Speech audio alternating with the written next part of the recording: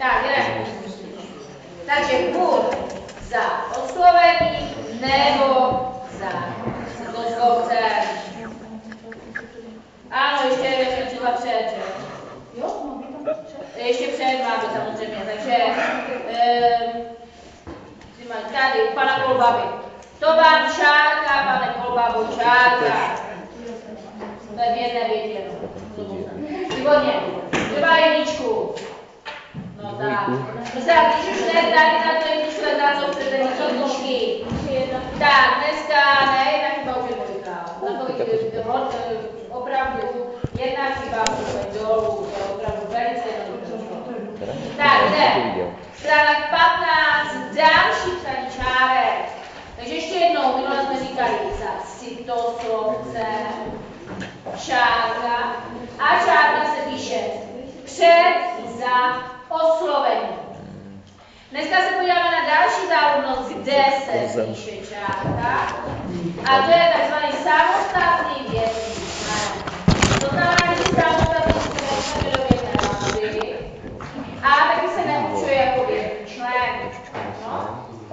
Takže prosím tě, přečti mu ty rámeče, Julie.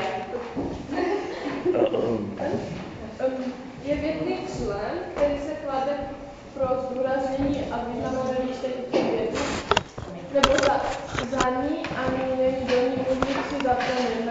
Ve větě se na něj odkazuje shodným pojmenovacího zejména termín, shodným kladem třetího rodu zejména počtu, slovcem kantéry.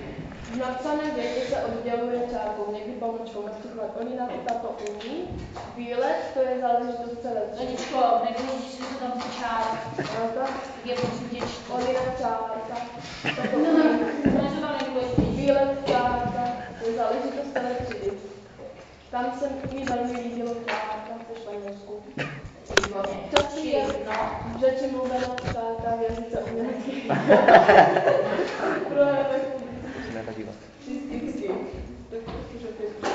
Ano, čili samozřejmě užíváte často, když mluvíte prostě sdělovacím stylem, že si prostě tady něco sdělujete nebo spisovně, tak netvoříte bůh jak velké větné konstrukce, ale ty větné členy samostatné členy užíváte často. Takyž mluvím umělecký a nebo publicistický. Výpadek je publicistický, protože zaznamenáváte přímo to řeči, že? Tak, teď ho máme jenom vyhledat. Prosím vás, nebudeme určovat jodu. Já se spokojím s tím, že ho vyhledáte a budete vědět, že se tam píše čárka. Takže prosím, přečti v jedničce jenom samostatný větný člen. Tak nejprve přečti celou větu a pak řekni, co z toho je samostatný větný člen. Jiří. Kůhrově, tam nás očekávali celé odpoledne. Potrávám jenom samostatný větný člen. Co tady je samostatný větný člen? Les Kůhrově. Ano, les Kůhrově a musí začít čárka. Další druhá věta.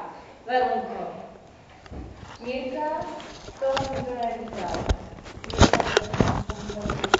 Výborně. Trojka, Kiki Kudryová. Řecko to mi usarovalo. Řecko. Výborně. Další. Natálie. Tam se odehrál rozhodující zápas. Julie Podrávy. Tunisu. Výborně. To je tam samostatně vyčleněno, že? Další Jára.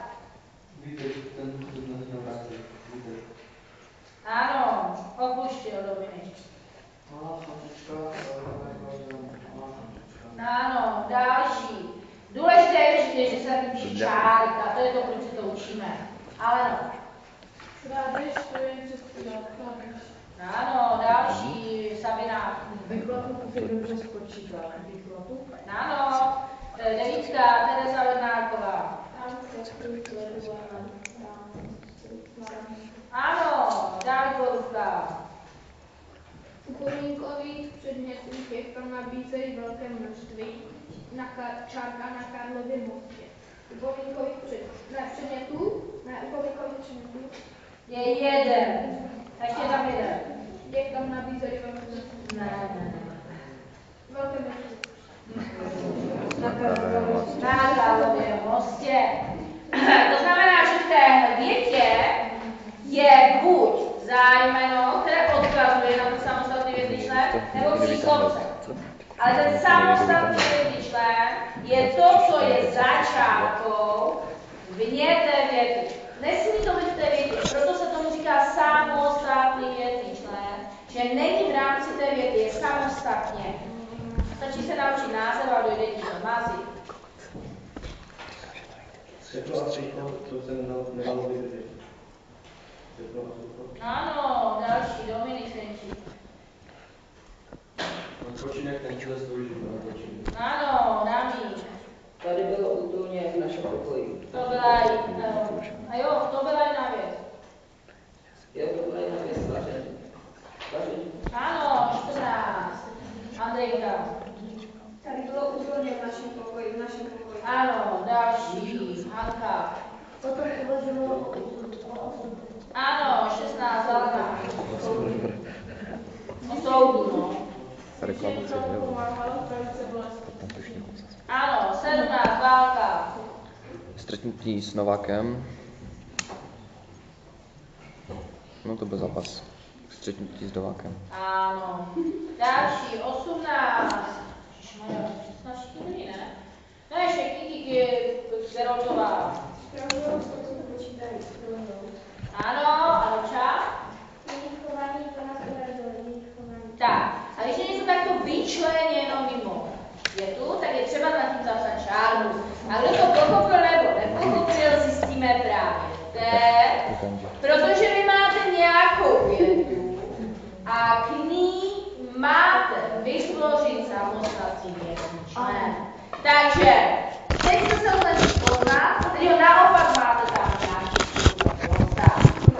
Tak, jeden čaroděj žil vysokou horách, takže první samostatný větný člen může být ano, jeden čaroděj. Čárka, a teď na to musí něco ukazovat, takže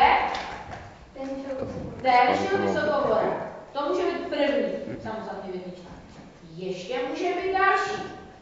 Kdo by myslí ještě další v té větě? No, musíš říct větu a k tomu samostatný větný člen. Celé. Takže jeden čaroděj žil. Tam musí být to ukazovací buď příslovce nebo čárka, vysokou hora. Jo, tam musí něco odkazovat, tedy on musí být zastoupen. Druhá věta. Jednou dostal na kráské mléko. No, tam by potřeboval jenom jeden. Na právě. Počkej, musíš to říct, to není záchutčárka. Tam musíš za to ukazovat si zájmenom nebo příslovce. Ne, musíš tam to ukazovat si zájmenom nebo příslovce. Musí to ukazovat na to, že je tam nějaký samostatný větný člen.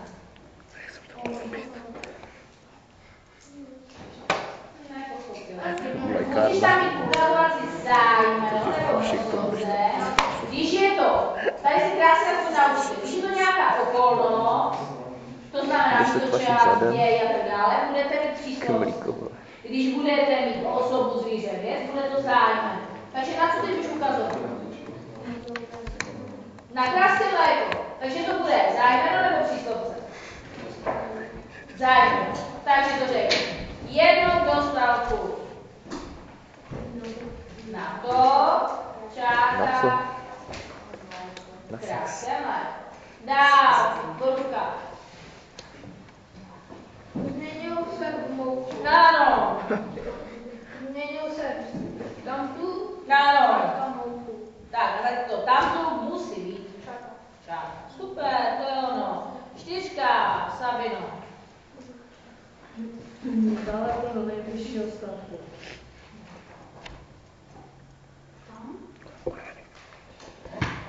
Takže ukazovací bude kam. Takže to bude místo. Takže musím použít příslovce. Takže řeknu, zalep.